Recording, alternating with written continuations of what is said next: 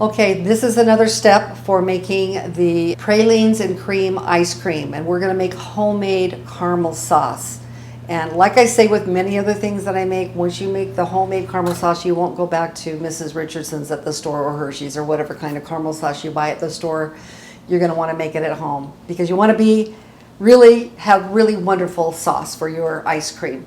Okay. This is a little bit complicated just because you need to watch for the timing of everything and how it's put together. But the first thing I'm going to add, and you want to have a nice heavy bottom pan, okay? Some of the ingredients that are going to go into our whole thing is heavy whipping cream, which of course we keep a lot of this on hand. We use it a lot for our recipes. A little bit of lemon juice, a little bit of vanilla. This goes in at the end. The main ingredients are the sugar and the water, and at the end we'll also put a little bit of butter in there as well, okay?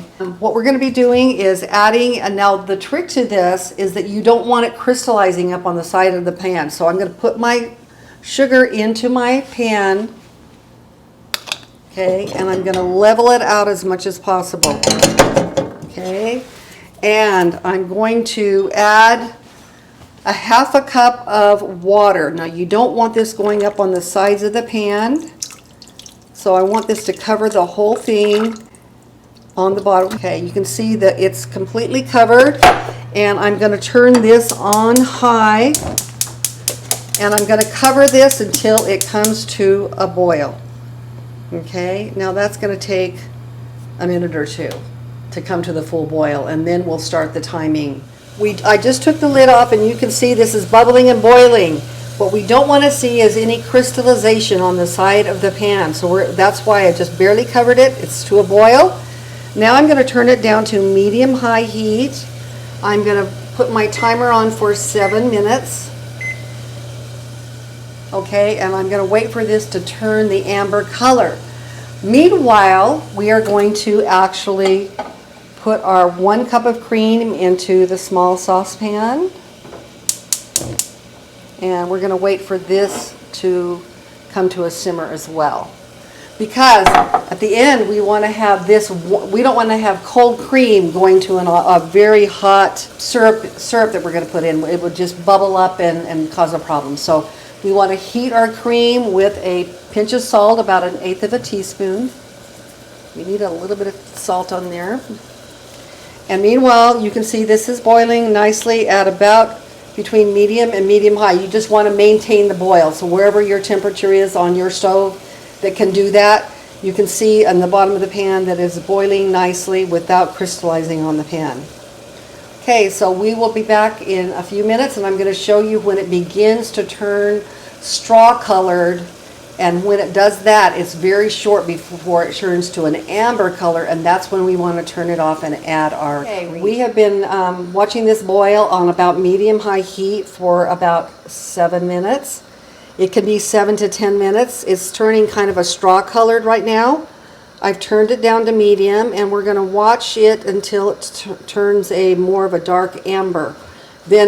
And it should take about 1 or 2 more minutes for this to happen. So we're going to watch this carefully, because this is the trickiest part of the whole thing. You don't want to make this too dark. So I'm watching carefully, and I'll let you know when it's about to turn and what it looks like. It's taking a little extra time, but it's now starting to turn that deep amber color. So we're going to wait another minute until it's deep amber. We don't want to go to it too dark, but you can see it looks a lot different than the straw colored that it looked for the last 6 or 7 minutes. Okay, I'm going to immediately turn this off of the heat, off of here at this point, and so that I'm no longer boiling. And I've got my heated up on low here cream, and I'm just going to add about 1/4 cup of this right now and it's going to bubble up. That's why I use a deep pan to do this. And now I'm going to start stirring this a little bit.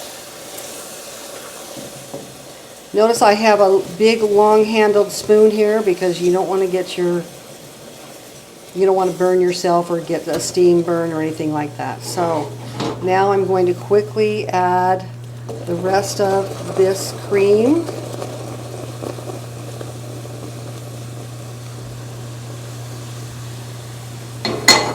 Now notice how that bubbled up quite a bit, and it's on off right now. There's nothing on, no heat at all. But look how high that bubbled up. Okay, this is going to cool down while I'm stirring now.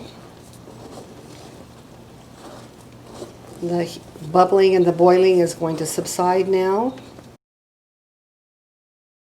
Now this is going to start to cool down. Now this is the time you can add, I'm going to add a half a teaspoon of vanilla.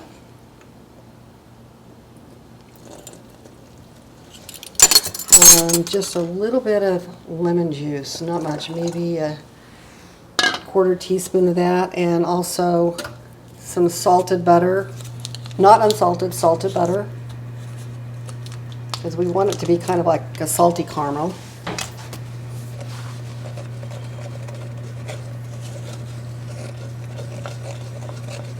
Now you can see how thin it is here, but as you know, once you let it sit on this, just sit here for maybe half an hour, it's going to thicken up a little bit. And you want to make sure before you put it into your ice cream or anything else that it's completely cooled, because it'll seize up probably in the ice cream a little bit because it's going to be cold. So you want to make sure that it's at room temperature, not in refrigerator temperature. Okay, actually this looks really good. It looks like it turned out really nice. The color is nice. So I'm going to show you in a little while. I'm going to come back and show you what it looks like when it's cooled down and thickened up just a little bit, ready to put in ice cream, or you can put it on cake. You can put it on top of ice cream. It's amazing. Okay, we have finished our caramel sauce, our homemade caramel sauce. Oh my goodness. We put this in our ice cream. It's amazing. You can see the consistency of it. It's a little bit runny, which you want it to have, because when you put it in the ice cream, of course, it'll thicken up a lot more as well. But it's perfect for on top of the ice cream. It's perfect on any kind of cake. I actually serve this with my sour cream apple pie, which I'll post later in the fall when I show you how to make the sour cream apple pie. This would be absolutely amazing on top, dribbled as a caramel sauce. So there you go. This is our caramel sauce video. It really wasn't that hard to make.